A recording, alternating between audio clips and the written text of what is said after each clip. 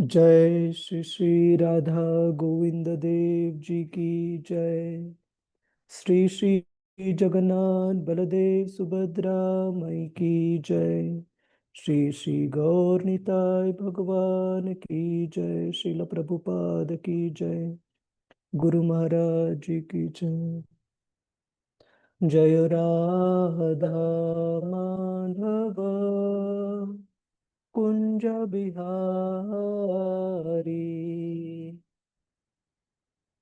जय राधा माधव कुंज बिहारी। गोपी जन वल्लभ गिरिवरधारी। यशोदानंदन व्रज जनरंजन। यशोदानंदन व्रज जनरंजन। जमुना तीरा वनचारी। यमुना तीरा वनचारी। जय राधा माधव कुंज बिहारी। जय राधा माधव कुंज बिहारी। श्री कृष्ण चैतन्य प्रभु नित्यानंद। श्री अद्वैत गदाधर शिवासादि गौर भक्त वृंदा। हरे कृष्ण कृष्ण कृष्ण हरे हरे। हरे राम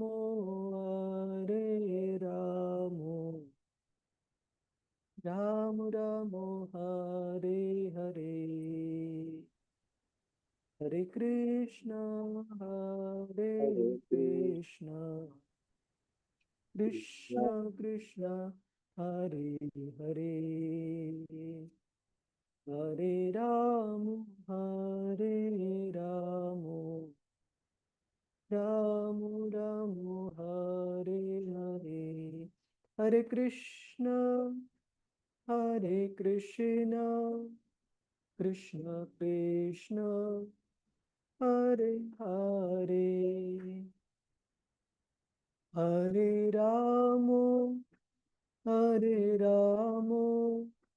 राम राम हरे हरे। जय राधा गोविंद राधा गोविंद श्री राधे। जय गौरानिताय गौरानिताय गौरानिताय। जय गौरानिताय।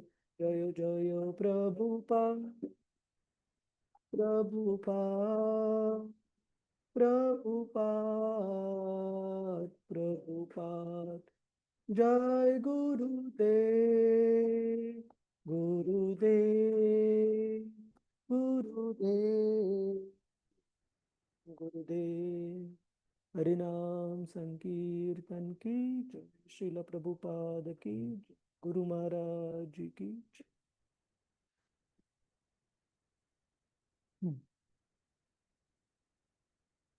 ओम नमो भगवते वासुदेवाय। ओम नमो भगवते वासुदेवाय। ओम नमो भगवते वासुदेवाय। नारायणं नमस्कृत्य नरं चैव नरोत्तमं देवीं सरस्वतीं व्यासं ततो जयमुदीरये। नष्टप्रायेषु अभद्रेषु नित्यं भागवत सेवया भगवतीरुत्तमश्लोके भक्तिर्भवति नैष्टिकी कृष्णाय वासुदेवाय देवकीनन्दनाय च नन्दगोपकुमाराय गोविन्दाय नमो नमः। ॐ अज्ञानतिमिरन्धस्य ज्ञानाञ्जनशलाकया चक्षुरुन्मिलितं येन तस्मै श्रीगुरवे नमः। श्रीचैतन्यमनोभीष्टं स्थापितं येन भूतले स्वयं रूपकदा मह्यं ददाति स्वपदान्तिकं। वन्देऽहं श्रीगुरो श्रीयुतापदकमलं श्रीगुरोन् वैष्णवांश्च श्रीरूपं सागरजातं सहगना रघुनाथान्वितं तं सजीवं साद्वैतं सावधूतं परिजनसहितं कृष्णचैतन्यदेवं श्रीराधा कृष्णपदान् सहगना ललिता श्रीविशाखान्वितांश्च हे कृष्ण करुणा सिन्धु दीनबन्धु जगत्पते गोपेश गोपिका कान्त श्रीराधाकान्त नमोऽस्तु ते। तप्त कांचन गौरांगी श्रीराधे वृंदावनेश्वरी वृषभानुसुते देवी प्रणमामि हरिप्रिये। वाञ्छाकल्पतरुभ्यश्च कृपा सिन्धुभ्य एव च पतितानां पावनेभ्यो वैष्णवेभ्यो नमो नमः। नमः ॐ विष्णुपदाय कृष्णप्रेष्ठाय भूतले श्रीमते भक्तिवेदान्त स्वामिन् इति नामिने। नमस्ते सरस्वते देवे गौरवाणी प्रचारिणे निर्विशेष शून्यवादी पाश्चात्यदेशतारिणे। जय श्री कृष्ण चैतन्य प्रभु नित्यानंद श्री अद्वैत गदाधर श्रीवास आदि गौर भक्त वृंदा। हरे कृष्ण कृष्ण कृष्ण हरे हरे हरे राम राम राम हरे हरे। हरे कृष्णा प्रभुजीज माताजीज आपल्या सर्वांचं स्वागत आहे आजच्या श्रीमद भागवतम चर्चेमध्ये। तर मागच्या वेळेला आपण पाहिलं की कशा प्रकारे शुकदेव गोस्वामी भक्ती मार्गाची महती सांगितल्यानंतर की कशा प्रकारे सर्व प्रकारचे जे अध्यात्माचे मार्ग आहेत भगवंतांना जाणण्याचे, कुणी सांगू शकेल का प्रभुजीज माताजीज कोणते वेगवेगळे प्रकारचे मार्ग आहेत? आणि ज्यांना कुणाला उत्तर द्यायचे तुम्ही हात रेज करा आणि नंतर एक एक भक्ताला आपण सांगू। चुकलं तरी काही हरकत नाही, काळजी करण्याची गरज नाही। पण आपण जी चर्चा केली आतापर्यंत त्याप्रमाणे कोणते वेगवेगळे भगवंतांना जाणण्याचे मार्ग पाहिले आपण? एक पहिला तर साधा सरळ आणि सोपा मार्ग आहे जो आपण भगवंतांना प्राप्त करण्याचा सर्वश्रेष्ठ आणि साधा सरळ मार्ग म्हणून सांगितलेला आहे। कोणता मार्ग आहे तो? प्रयत्न करा। हरे कृष्ण प्रभुजी कीर्तनम। कीर्तनम, खूप छान क्षितिजा माताजी, कीर्तनम जो की भक्ति मार्ग प्रभुजी, भक्ति मार्ग भक्ती मार्ग। हा, दोन्ही उत्तर नामस्मरण नामस्मरण बरोबर आहे, तिन्ही उत्तर बरोबर आहेत। भक्ती मार्ग भगवंतांना जाणण्याचा सर्वात सरळ सोपा मार्ग आहे आणि भक्ती ही 9 प्रकारे केल्या जाऊ शकते। नवविधा भक्ती ज्याला म्हणतो आपण, श्रवणम कीर्तनम विष्णू स्मरणम पादसेवनम अर्चनम वंदनम दास्यम साख्यम आत्मनिवेदनम। हे भक्तीचे 9 वेगवेगळे मार्ग आहेत, नवविधा भक्ती। आणि त्या 9 नवविधा भक्तीमध्ये कीर्तन हा शुकदेव गोस्वामी सांगतात की भगवंतांना जाणण्याचा भक्ती मधल्या 9 मार्गांपैकी सर्वश्रेष्ठ मार्ग आहे. आणि भक्ती मार्ग सोडून बाकीचे कोणते वेगवेगळे मार्ग आहेत प्रभुजीज माताजीज प्रयत्न करा. चुकलं तरी हरकत नाही. कुणी तुम्हाला नाव ठेवणार नाही, जज करणार नाही. पण तुम्ही प्रयत्न करा आपल्या चर्चेत. अष्टांग योग. अष्टांग योग खूप छान किरण जाधव प्रभूजी. तर अष्टांग योग हा एक भगवंतांना जाणण्यासाठी हा एक अध्यात्माचा प्रमाणित मार्ग आहे. प्रमाणित म्हणजे ऑथोराइज्ड. अष्टांग योग. अजून कोणता मार्ग प्रभूजीच माताजीच? एक बाकी आहे. ज्ञान मार्ग प्रभूजी. हा, ज्ञान मार्ग. खूप छान.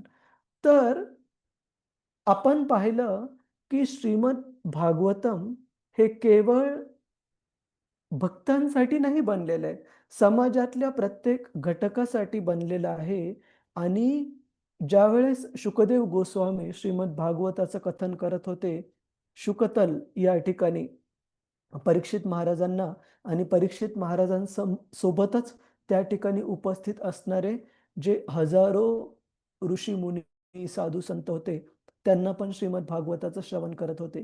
तर भागवत सांगतं की त्या प्रत्येक जण हा श्रोत्यांपैकी हा काही भागवत स्तरावर नव्हता, भगवंतांच्या भक्तीच्या स्तरावर नव्हता. त्याच्यापैकी काही अष्टांग योगी पण होते, त्याच्यापैकी काही जमलेले ज्ञान मार्गाचं पालन करणारे पण होते. तर त्या सर्वांना भक्ती मार्गाचं महत्त्व पटवून देण्यासाठी शुकदेव गोस्वामी हे बाकीचे जे अध्यात्माचे मार्ग आहेत, विशेषतः अष्टांग योगाचा मार्ग आणि ज्ञानाचा मार्ग, ज्ञानयोगाचा मार्ग, या मार्गावर पण काही प्रमाणामध्ये हे समजावून सांगत आहेत विस्तृतरित्या. आणि हा जो भाग आहे भागवताचा, मला हा मुद्दा विशेषतः सांगायचा होता की भागवताचे जे 12 जे स्कंद आहेत आणि 18 व्हॉल्यूम, तर 12 स्कंदांचं विभाजन केले. काही काही स्कंदांचे एकापेक्षा जास्त व्हॉल्यूम्स आहेत. तर हे जे 12 स्कंद आहेत भगवंतांच्या वेगवेगळ्या अंगांसोबत त्यांची तुलना केलेली प्रभूजीज माताजीज. जसं की पहिला आणि दुसरा जो स्कंद आहे 12 स्कंदांपैकी, आपण आता दुसऱ्या स्कंदाला सुरुवात केलेली. पहिला स्कंद पूर्ण झाला आपला. तर हे भगवंतांच्या चरण कमळांची तुलना केलेली. तर असं सांगितलं जातं की ज्यावेळेस आपण भगवंतांच्या अर्च विग्रहाचं दर्शन घेतो, त्यावेळेस आपण त्यांच्या चरण कमळांपासून सुरुवात करायला पाहिजे.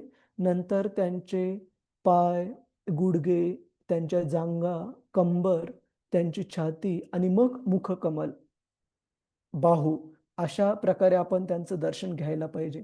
तर श्रीमद भागवतम पण आपण श्रील प्रभुपादजी भागवतामध्ये लिहितात की कव्हर टू कव्हर म्हणजे एक एक स्कंद अभ्यास केला पाहिजे, एका एक स्कंदामध्ये क्रमशः गेलं पाहिजे. आणि भागवताचे काही जे भाग आहेत ते निश्चित थोडेसे आपल्याला तात्विक वाटतील. तत्वज्ञान त्याच्यामध्ये, ज्याला की आपण इंग्रजीमध्ये टेक्निकल म्हणतो, की थोडंसं फिलॉसॉफिकल तत्वज्ञान आपल्याला त्याच्यामध्ये वाटेल. पण ते पण आपण समजून घेणं आवश्यक आहे. याच्यासाठी नाही की आपल्या मन रमण्यासाठी.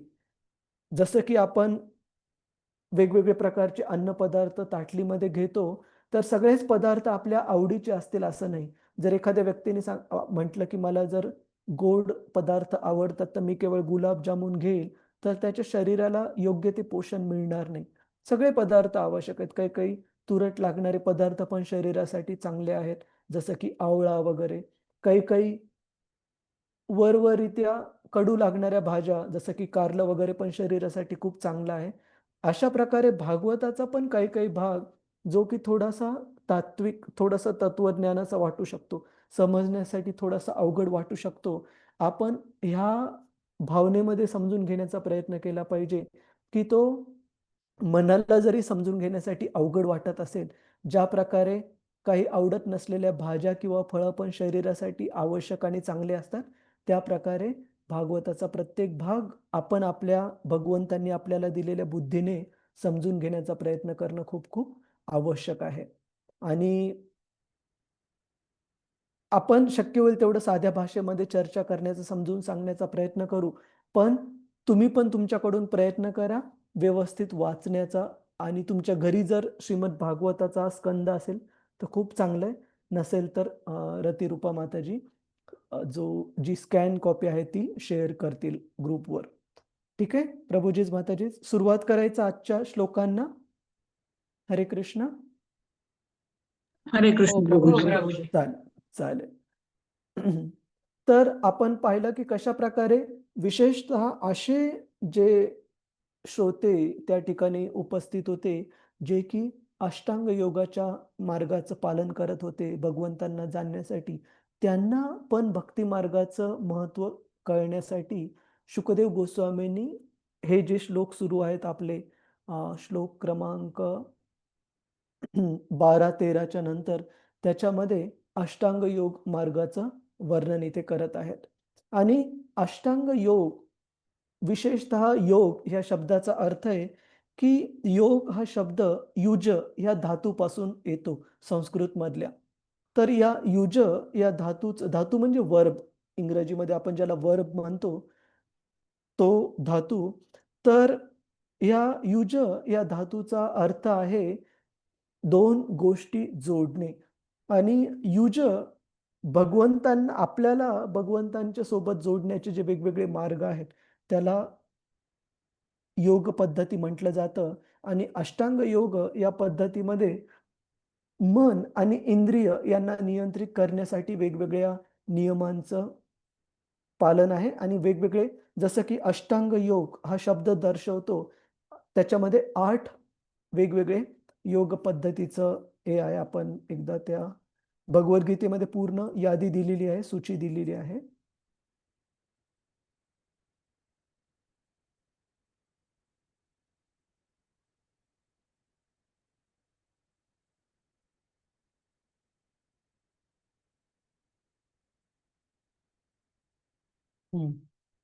यम, नियम, आसन, प्राणायाम, प्रत्याहार, धारणा, ध्यान आणि समाधी.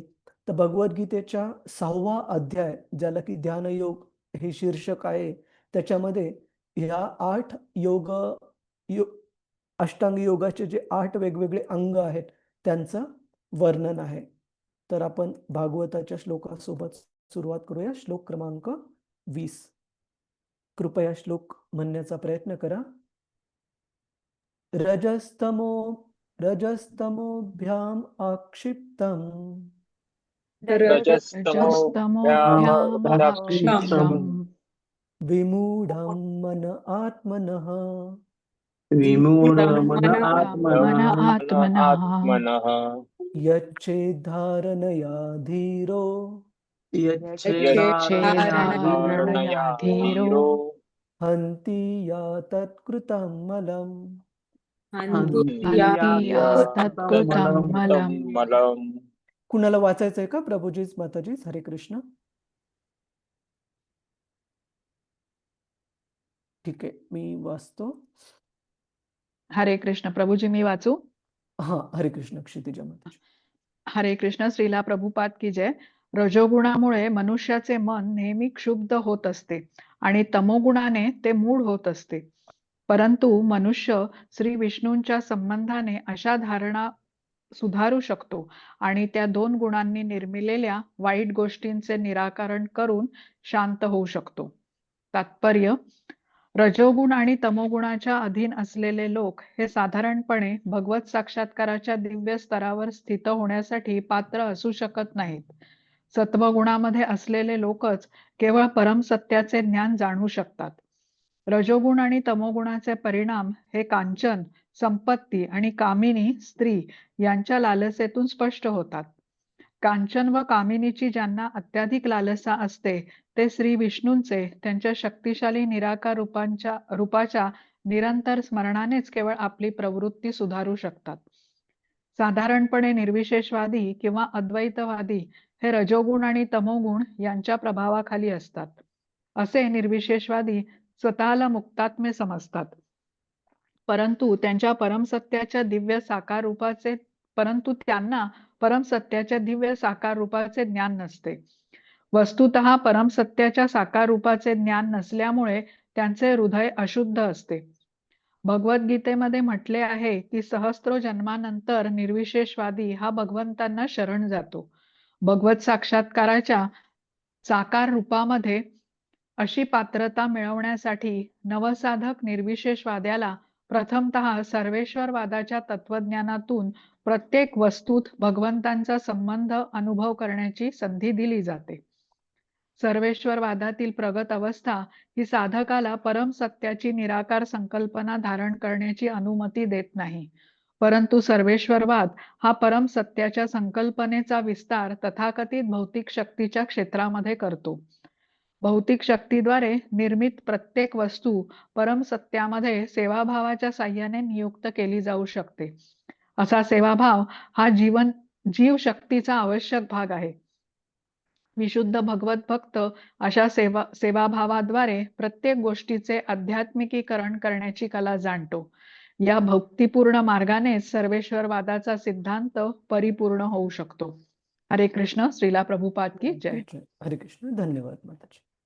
तर इथे सांगितलंय की रजोगुण आणि तमोगुण या प्रकृतीच्या निम्न गुणांचं, सत्वगुण हा प्रकृतीच्या 3 गुणांपैकी हा श्रेष्ठ समजला जातो. तर ह्या तीनही गुणांना समजून घेणं मूलभूतरित्या आवश्यक आहे की तमोगुण म्हणजे काय. तमोगुण ज्याला आपण इंग्रजी भाषेमध्ये इग्नोरन्स म्हणतो, की अशा प्रकारचे लोक असे असतात की ज्यांना कोणतंच कार्य करण्याची प्रवृत्ती नसते, ज्याला आळस म्हणतो आपण. आणि त्या लोकांना जसं की झोप ही अत्यंत प्रिय किंवा आळस नेहमी बाळगणे ही गोष्ट अत्यंत प्रिय, किंवा अशा गोष्टी, अशा सवयी ज्या की त्या तमोगुणाला उत्तेजना देतील. उदाहरणार्थ नशापान करणे, बेशुद्ध अवस्था किंवा निद्रिस्त अवस्थेमध्ये जास्तीत जास्त काळ राहणे, हे तमोगुणाचं लक्षण आहे. कोणतीच गोष्ट करावीशी न वाटणे. त्याच प्रकारे रजोगुणाला भगवद्गीतेमध्ये सांगितलंय की ज्याच्यामध्ये भौतिक लालसा ह्या आत्यंतिक प्रमाणामध्ये त्या व्यक्तीला पुढे ढकलत राहतात. विशेषतः संपत्तीबद्दलची लालसा आणि अपोजिट जेंडर म्हणजे पुरुषासाठी स्त्री किंवा स्त्रीसाठी पुरुष अशा प्रकारच्या व्यक्तींसाठी अत्याधिक आकर्षण, जे की सामाजिक बंधनांना पण झुगारून जे आकर्षण आहे ते रजोगुणाचं लक्षण आहे. तर इथे सांगितले आहे की अशा प्रकारच्या प्रकृतीच्या निम्न गुणांच्या वर मनुष्य विजय मिळवू शकतो जर आपण भगवंतांच्या, विशेषतः भगवंत विष्णूंच्या जर भक्ती मार्गाला जोडल्या गेलो, तर हे जे रजो आणि तमोगुणाचे जे काही प्रभाव आहे ते प्रभाव निश्चितच कमी होऊन भगवंतांच्या भक्तीच्या जोरावर आपण सत्वगुणाला प्राप्त करू शकतो. तर सत्वगुणाचे काय गुण किंवा कॅरेक्टरिस्टिक ज्याला म्हणतो आपण, की कसं ओळखू शकतो की कोणता व्यक्ती सत्वगुणामध्ये आहे आणि सत्वगुण सर्वश्रेष्ठ आहे का. तर दुसऱ्या प्रश्नाचं उत्तर आहे की सत्वगुण हा सर्वश्रेष्ठ आहे का. ह्या 3 गुणांमध्ये निश्चितच श्रेष्ठ आहे. सत्व, रज आणि तमोगुणांमध्ये सत्वगुण हा श्रेष्ठ आहे, परंतु सर्वश्रेष्ठ हा सत्वगुणापेक्षा सर्वश्रेष्ठ आहे शुद्ध सत्व.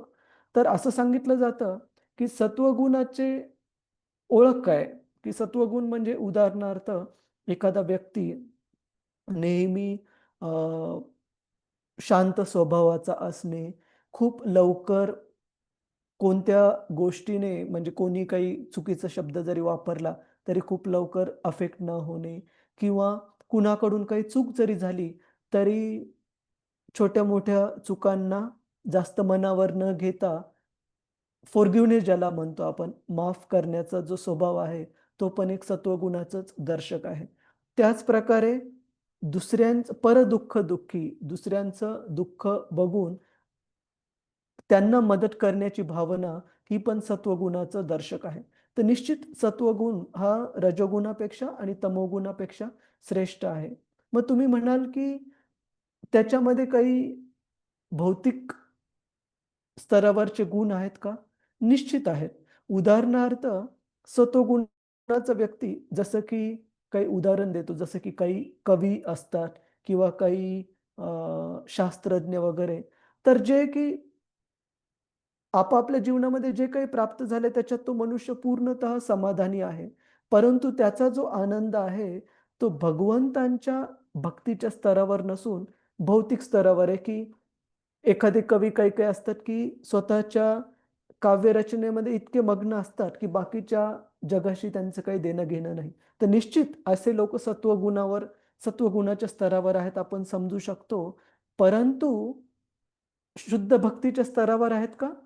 तर उत्तर आहे, की जोपर्यंत ते भक्तीमध्ये जोडलेले आहेत, तोपर्यंत आपण शुद्ध भक्तीच्या स्तरावर त्यांना म्हणू शकत नाही. पण निश्चित भक्ती मार्गाचं पालन करण्यासाठी भगवद्गीता सांगते किंवा भागवत सांगतं, की रजो आणि तमोगुणाच्या प्रभावातून बाहेर येणं खूप आवश्यक आहे.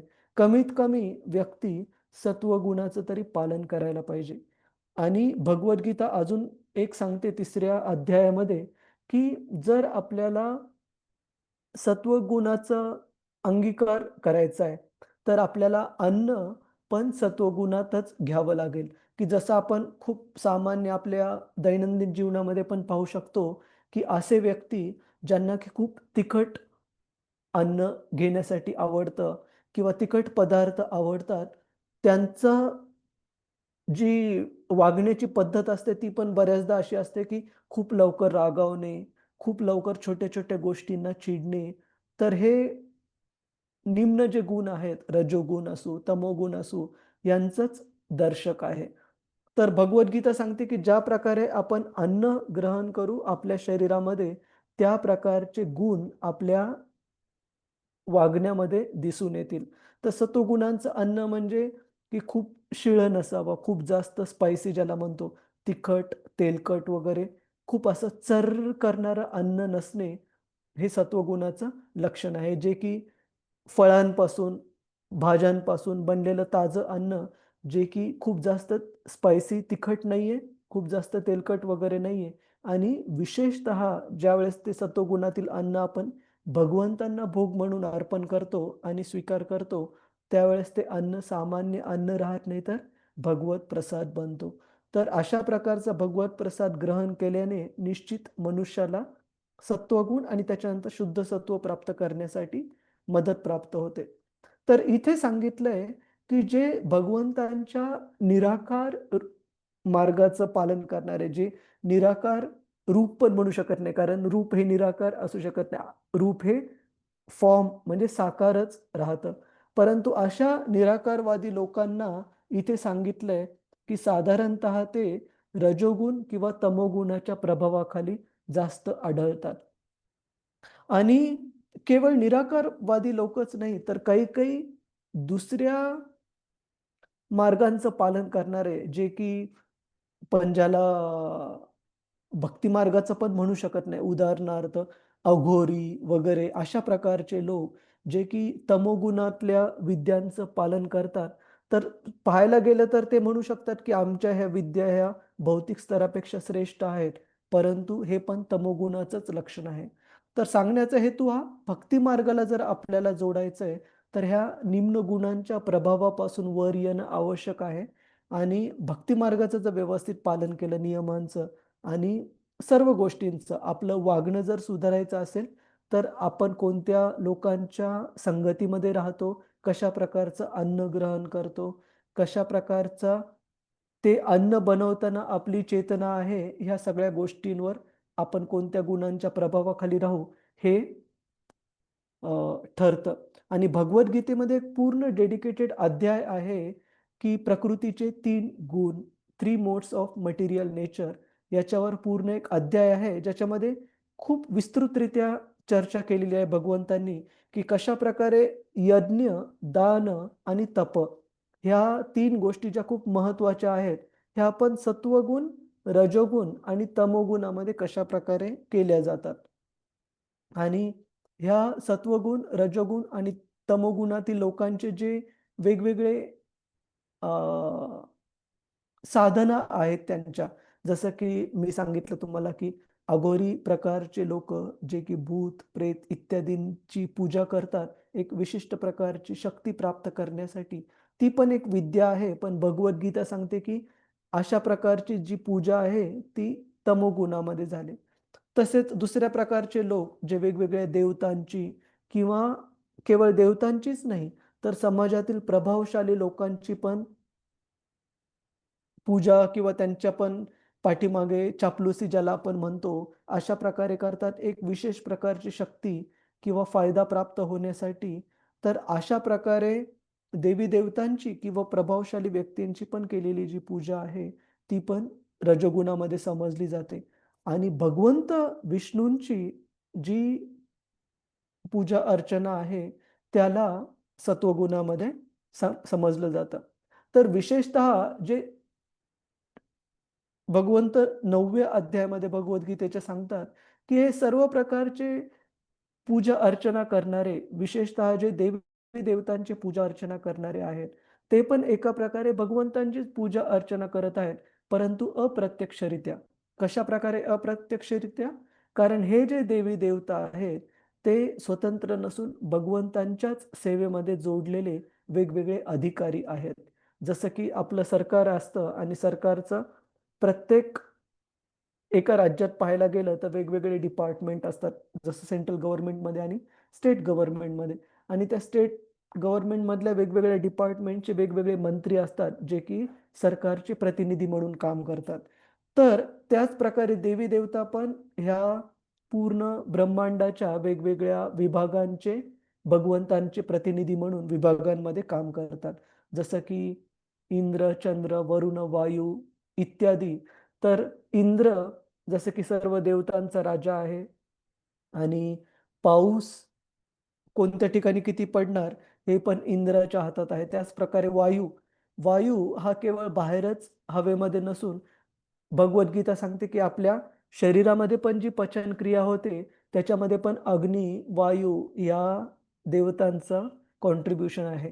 त्यावेळेसच पचनक्रिया व्यवस्थित होऊ शकते. तर हे जे वेगवेगळे देवी-देवता आहेत, त्यांची पूजा पण भगवंत सांगतात की ती अप्रत्यक्षरित्या भगवंतांचीच पूजा अर्चना केल्यासारखी आहे, परंतु त्याला भगवत भक्ती नाही मानता येत. का? कारण ती भौतिक इच्छांनी प्रभावित अप्रत्यक्षरित्या भगवंतांची पूजा आहे द्वारे. तर अशा प्रकारचे जे पूजक आहेत, विशेषतः निर्विशेषवाद्यांबद्दल इथे सांगितलं आहे, की त्यांना भगवत भक्तीच्या स्तरावर येण्यासाठी खूप लांब कालावधी, जसं की इथे सांगितलंय, सहस्त्र, हजारोंवर जन्म लागू शकतात. तर कुणी सांगू शकेल का प्रभुजीच, माताजीच, श्रील प्रभुपाद कोणत्या श्लोकाला संबोधित करत आहेत भगवद्गीतेतल्या? प्रयत्न करा. ज्या भक्तांनी भगवद्गीता शिकली आहे, पाठ केली आहे किंवा काही हरे श्लोकांचा कृष्ण प्रभूजी. हरे तर कृष्ण. 7व्या अध्यायातला श्लोक बहुनाम जन्मनाम अंते ज्ञानवान मा प्रपद्यते वासुदेव सर्वमिति स महात्मासु दुर्लभः. खूप छान माताजी. की बहुनाम जन्मनाम म्हणते त्याच्या तात्पर्यामध्ये श्रील प्रभुपादजी सांगतात, की कितीतरी साऱ्या जन्मांनंतर असा व्यक्ती जो की निर्विशेषवादी किंवा अद्वैतवादी मार्गाने भगवंतांना जाणण्याचा प्रयत्न करत आहे. जर तो खरंच भाग्यशाली असेल, तर भक्तीच्या स्तरावर येऊन भगवंत कोण आहेत, आपण भगवंतांच्या अंशाच्या रूपामध्ये कसे आहोत, हे समजू शकतो आणि भगवंतांच्या सेवेमध्ये स्वतःला समर्पित करू शकतो. परंतु भगवंताला जाणण्याची ही अवस्था, हा मार्ग म्हणजे अन्न असं न घेता अशा प्रकारे घेणं आहे, की पूर्ण आपल्या डोक्याच्या बाजूने हात घालणं पण खूप अवघड आहे. तर अशा प्रकारे हा जो मार्ग आहे भगवंतांना जाणण्याचा, निर्विशेष वादाचा, तो पण खूप खडतर आहे. भगवद्गीतेमध्ये भगवंत सांगतात, की क्लेश अधिकरस्तेषां, की खूप क्लेशदायक, खूप खडतर मार्ग आहे आणि भक्तीचा मार्ग जो आहे, तो सरळ, सोपा, साधा मार्ग आहे आणि प्रभावशाली मार्ग आहे भगवंतांना जाणण्याचा. आणि अशा प्रकारच्या निर्विशेष वादी व्यक्तीला भगवंतांचा अनुभव येण्यासाठी ह्या जगातल्या वेगवेगळे जे उदाहरणार्थ भगवद्गीतेमध्ये भगवंत सांगतात की कशा प्रकारे सूर्य आणि चंद्र हे भगवंतांचे डोळे आहेत. तर ज्या वेळेस हा असा व्यक्ती सूर्य पाहेल त्याला भगवंतांचं स्मरण होऊ शकतं की अरे शास्त्रात सांगितलं की सूर्य हा भगवंतांचे चक्षु आहेत, त्यांचे डोळे आहेत, किंवा चंद्र हा भगवंतांचे चक्षु आहेत.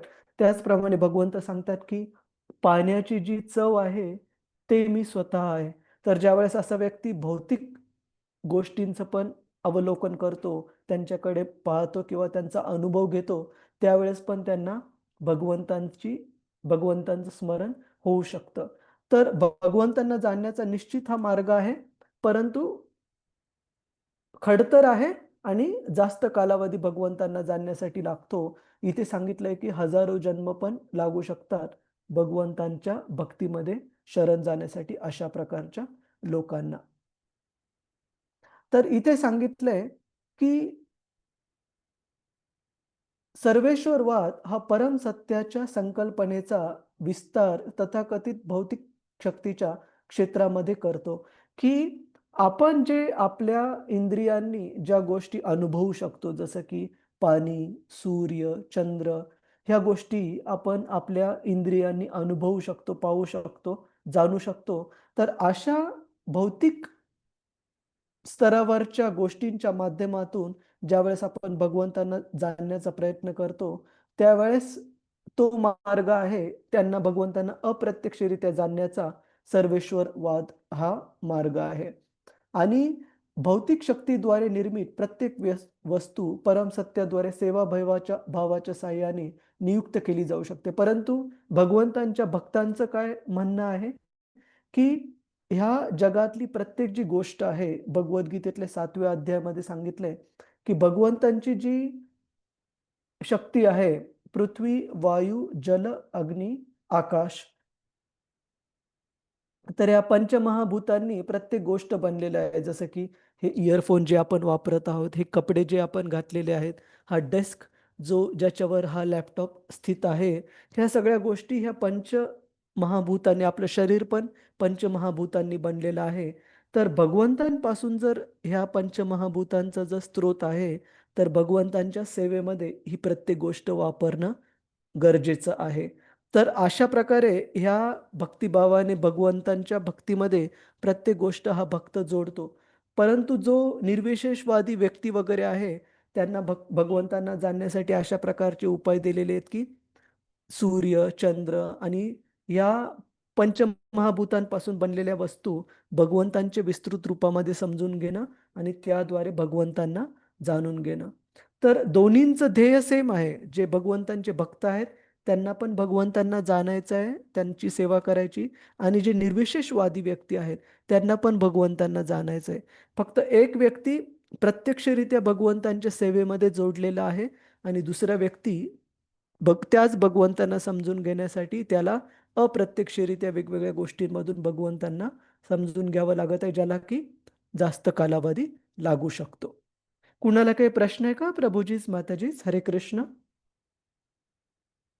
अवघड वाटलं का? हरे कृष्ण प्रभूजीच, माताजीच समजण्यासाठी? नाही प्रभूजी. नाही समजलं. समजलं प्रभूजी. कुणाचा काही प्रश्न आहे का? हरे कृष्ण. ठीक नाही प्रभू. ठीक. श्लोक क्रमांक 21. यस्यां संदार्यमानाया यस्या संदार्यमानाय योगिनो भक्तिलक्षणः योगिनो भक्तिलक्षणः आशु संपद्यते योग आशु संपद्यते योग आश्रयं भद्रम ईक्षतः.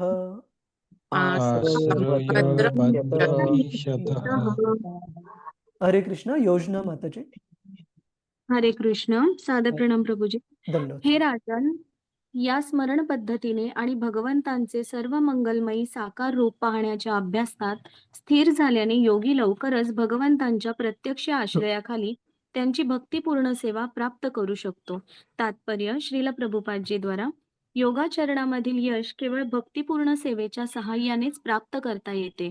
सर्वेश्वरवाद अर्थात सर्वशक्तिमानाच्या सर्वव्यापी उपस्थितीची अनुभूती म्हणजे मनास भक्ती संकल्पनेची सवय लावून घेण्यासाठीचे एक प्रकारचे प्रशिक्षणच आहे.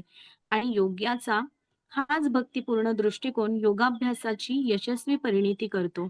म्हणून भक्तीच्या मिश्रणा वाचून मनुष्य अशा यशस्वी स्तरापर्यंत उन्नत होऊ शकत नाही.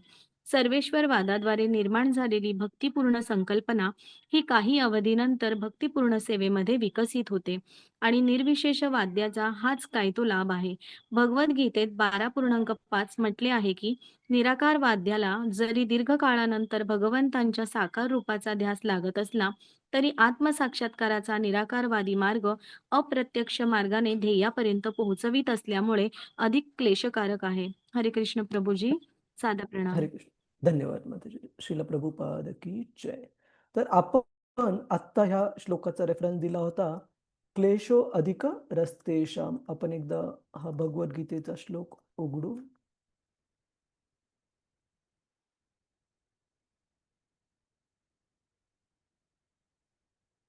कृपया सर्वांनी म्हणण्याचा प्रयत्न करा. क्लेशो अधिक रस्तेषाम क्लेशो क्लेशोऽधिकरस्तेषाम् अव्यक्तासक्तचेतसाम् अव्यक्तासक्तचेतसाम् चेतसाम् अव्यक्त हि गतिर्दुःखम् अव्यक्तायगतिर्दुःखम् दुःखम् देहवाद्भिरवाप्यते. वाप्यते. तर इथे भगवंत सांगतात की जे व्यक्ती भगवंतांच्या निराकार रूपाच्या प्रती आसक्त आहेत. कुठे सांगितले निराकार? क्लेशो अधिक रस्तेषाम अव्यक्ता आसक्त चेतसाम. की अशा प्रकारचे लोक जे भगवंतांच्या अव्यक्त निराकारवादी रूपाच्या प्रती आसक्त आहेत, त्यांची जी श्रद्धा आहे भगवंतांना निराकारवादी रूपाला अनुस्मरून आहे, अशा लोकांचा जो मार्ग आहे भगवंतांना जाणून घेण्याचा, तो क्लेश म्हणजे अतिशय क्लेशदायक खडतर आहे, हे भगवंत भगवद्गीतेमध्ये सांगत आहेत. अव्यक्ता ही गतिर दुःखम. आणि या मार्गामध्ये जी प्रगती करणं आहे ते बरंच खडतर आणि अवघड आहे आणि बराच जास्त कालावधी लागतो अशा मार्गामध्ये भक्तीच्या स्तराला प्राप्त करण्यासाठी.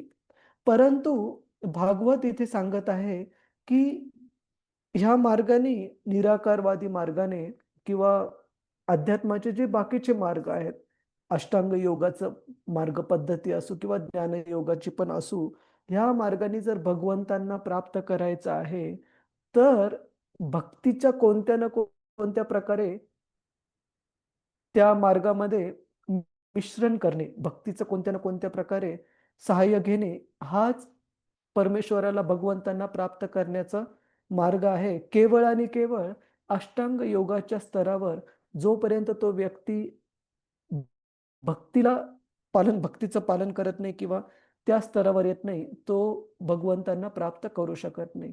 जसं की आपण मागच्या काही सेशन्सच्या पूर्वी उदाहरण दिलं होतं विश्वामित्र ऋषींचं, की विश्वामित्र मुनी हे ज्या वेळेस खडतर योग तपस्या करत होते, केवळ आणि केवळ त्या योग तपस्येच्या जोरावर ते भगवंतांना प्राप्त नाही करू शकले.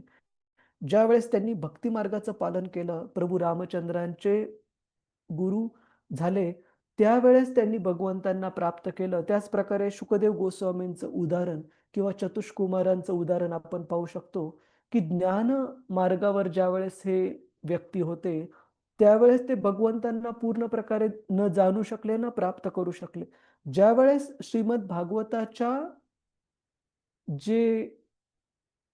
श्रीमद भागवताचे जे श्लोक आहेत त्यांच्या प्रती आकर्षित झाल्यानंतर शुकदेव गोस्वामी यांनी आपल्या वडिलांकडून श्रीमद भागवतम पूर्ण शिकून घेतलं, समजून घेतलं आणि नंतर ते शुद्ध भक्तीच्या स्तरावर स्थित झाले.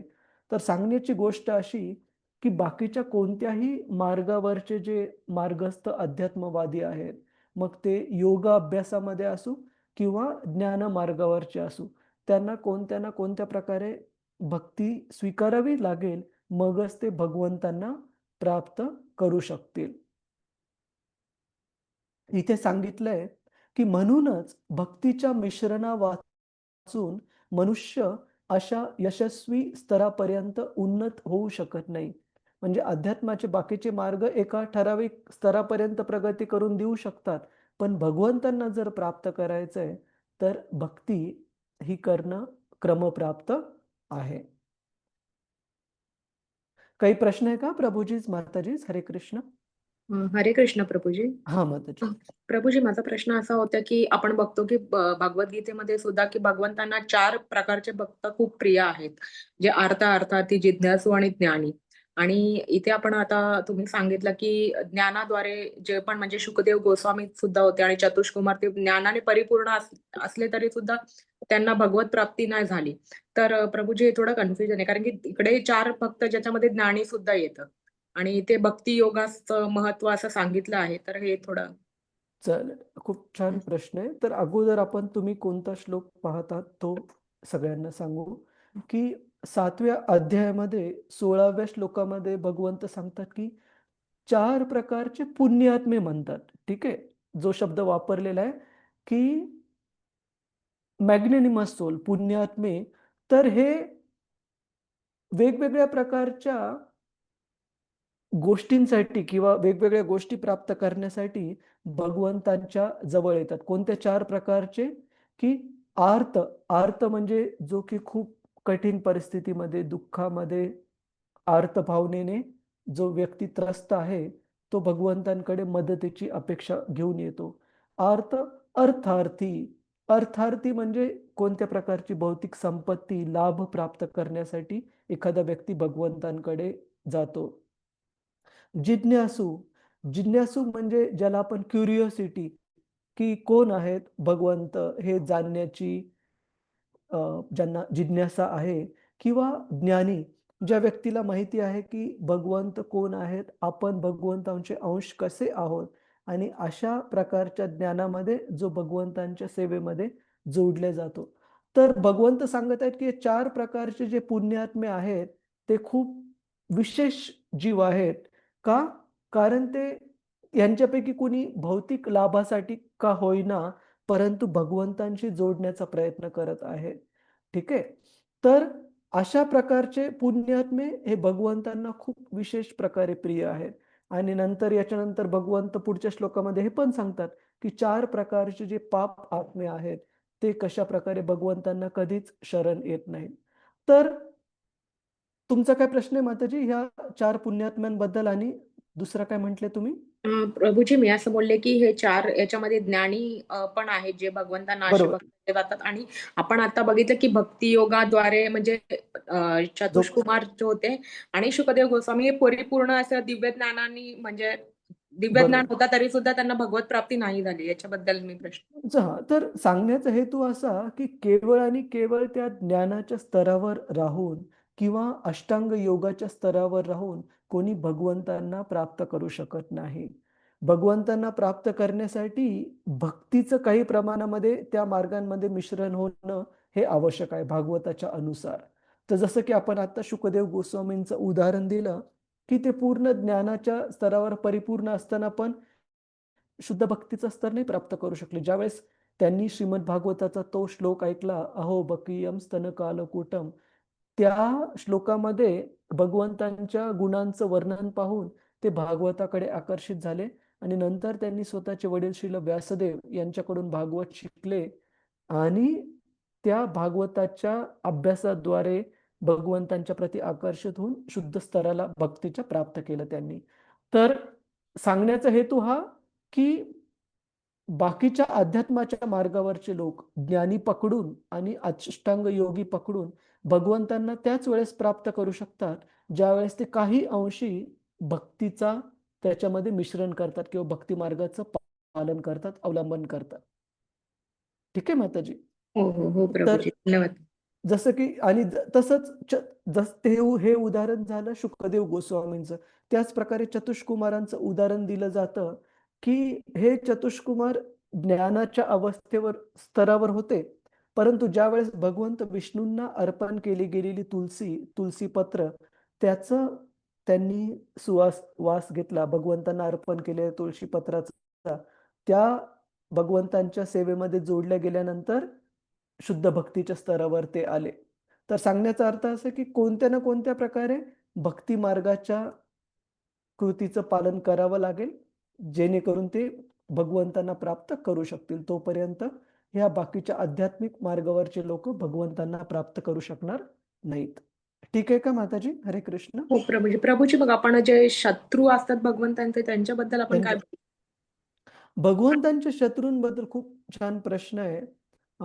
7व्या स्कंदामध्ये पहिला खूप अध्याय छान येतो. त्याचं शीर्षक आहे the lord is equal to all, की कृष्ण कशा प्रकारे सर्व प्रकारच्या लोकांना कधीही त्यांचं हित चिंतणारे आहेत, हित मिळवून देणारे आहेत. तर शत्रूंबद्दल असं सांगितलं जातं की शत्रू असायला हरकत नाही, पण अशा प्रकारचे शत्रू पाहिजेत जो की 24 तास भगवंतांवर लक्ष केंद्रित आहे त्यांचं. असे आंडू-पांडू साधारण शत्रू नसले पाहिजे. जसं की कंस होता किंवा रावण होता, की असं सांगितलं जातं की कंसाला रात्री झोपेत, स्वप्नात उठता, आरशात पाहताना, कोणतीही कृती करताना कृष्ण प्रत्येक ठिकाणी दिसायचे. तो पाण्याचा ग्लास घेतला तरी त्या पाण्यामध्ये त्याला कृष्ण दिसायचे किंवा आरशामध्ये कृष्ण दिसायचे. कारण तो त्यांच्या प्रती भीतीने, स्वतःच्या जीवाची प्रती जी भीती होती, त्या भीतीमुळे भगवंतांच्या स्मरणामध्ये मग्न होता, की कारण आकाशवाणी झालेली देवकीचा 8वा पुत्र त्यांच्या मृत्यूचं कारण ठरेल. तर किंवा शिशुपाल असा होता की भगवंतांच्या प्रती इतकी प्रचंड ईर्ष्या होती की लहानपणी बोलण्याचा पहिला शब्दच तो भगवंतांची निंदा नालस्ती शिकला. तर या स्तरावरचा जो शत्रू असेल, जो की निगेटिव्ह म्हणजे चुकीच्या भावनेने का होईना, पण 24 तास त्याचं मन हे भगवंतांच्या स्मरणामध्ये जोडलेलं आहे. तर अशा शत्रूला पण भगवंतांच्या हातून जी शिक्षा प्राप्त होते, त्या शिक्षेद्वारे त्यांचा उद्धारच होतो. जसं की शिशुपाल असू, रावण असू किंवा कंस असू, या सर्वांना भगवंतांच्या हाते मारल्या गेले आणि त्यांना श्रेष्ठ गती पण प्राप्त झाली. तर असुरांच्या प्रती पण भगवंतांची निश्चित कृपा आहे, परंतु असुर त्या स्टेटसचा असला पाहिजे, ज्याचं की स्मरण जे आहे, बुद्धी जी आहे, पूर्णपणे भगवंतांवर स्थित आहे. मग निश्चित त्याचा पण उद्धार होईल माताजी. हो ठीक आहे? प्रभूजी. हो प्रभूजी. हरे धन्यवाद. हरे कृष्ण. मग तुम्ही म्हणाल की जे छोटे-मोठे असुर आहेत त्यांचं काय? की जे भगवंतांची भक्ती करत नाहीत आणि त्या स्तरावर पण असुर नाहीत की जे भगवंतांचं 24 तास स्मरण करू शकेल. तर अशा छोट्या-मोठ्या असुरांना ज्यावेळेस ते आसुरिक प्रवृत्तीमधून त्यांचं शुद्धीकरण होईल, जेवढं आसुरिक प्रवृत्ती जास्त भगवंतांनी जर स्वतः ॲक्शन घेतली, तर शुद्धीकरण हे लगेच होऊन जाईल. परंतु त्या स्तरावरचे जर असुर नसतील, तर त्यांचं शुद्धीकरण होण्यासाठी पण तेवढा वेळ त्यांना थांबावा लागेल या जन्म-मृत्यूच्या चक्रामध्ये. हो ठीक आहे? प्रभूजी. आपण अजामिलचं बोलू शकतो ना इथे?